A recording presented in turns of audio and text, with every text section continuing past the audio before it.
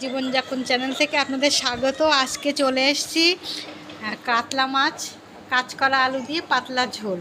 এটা বয়স্ক লোকের জন্য খুবই উপকারী রান্না। এইভাবে সাদামাঠা রান্নাটা আপনারা একদিন করে দেখবেন, ভালোই লাগে খেতে, ওই জন্য আমি শেয়ার করছি। প্রথমেই আমি মাছে লবণ হলুদ মাখিয়ে মাছটা ভেজে নেব। এদিকে কাঁচকলা আলু কেটে রেখেছি। শিলে মশলা করব বলে কাঁচা লঙ্কা আদা জিরে বাটবো।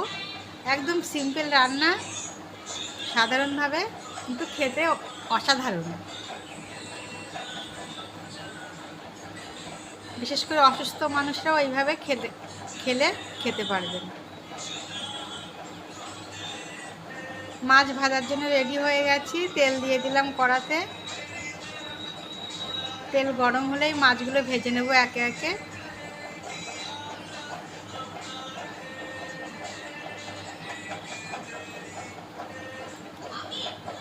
খুব শর্টকাটে এই রান্নাটা করা যায়।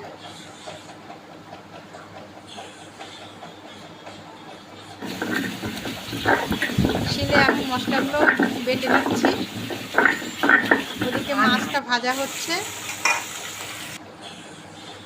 মাছটা উল্টে পাল্টে ভেজে নেব। লাল করে মাছটা ভাজতে হবে।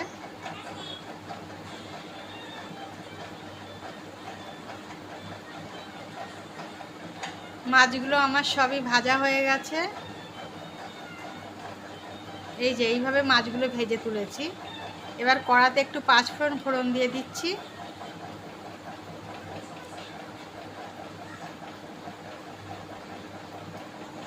দিয়ে আলু কলাগুলো আমি দিয়ে দিচ্ছি।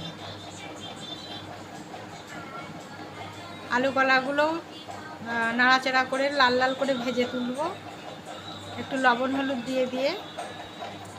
একটু লবণ হলুদটা দিয়ে পরিমাণ মতো ভাজতে যেটুকু লাগে এখন আমি সেরকমই দেব। লবণটা দিয়ে আলুটা আর কাঁচকলাটা একসাথে ভাজবো।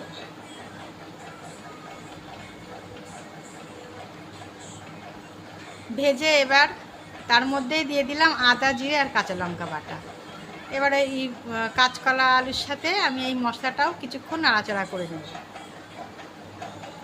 নিয়েই জল ঢেলে দিচ্ছি, গরম জল। একটু পাতলা হবে ঝোলটা, বেশি ঘন করব না। এদিকে আজকে খাওয়ার মেনুতে আছে ডাল হবে, বেগুন ভাজা হবে, আর এই পাতলা কাঁচকলা আলু মাছের ঝোল হবে।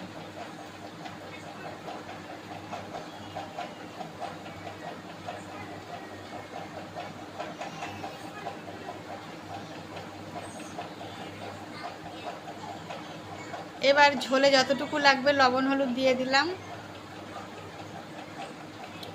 দিয়ে ভালো করে আলু আর কাঁচকলাটা আদা সিদ্ধ করে নেব। নিয়েই মাছগুলো দিয়ে দেব, ভাজা মাছগুলো দিয়ে ভালোভাবে এই আলু কাঁচকলার সাথে মাছটা বাকিটা সিদ্ধ হবে।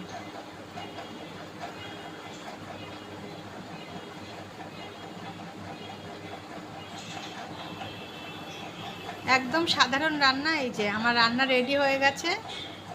এইভাবেও পাতলা ঝোল একদিন খেয়ে দেখবেন বড় মাছের, দারুণ লাগবে। আর শরীরের পক্ষেও খুব ভালো। সবাই সুস্থ থাকবেন, ভালো থাকবেন। আর যদি ভালো লাগে তো একটা লাইক করবেন।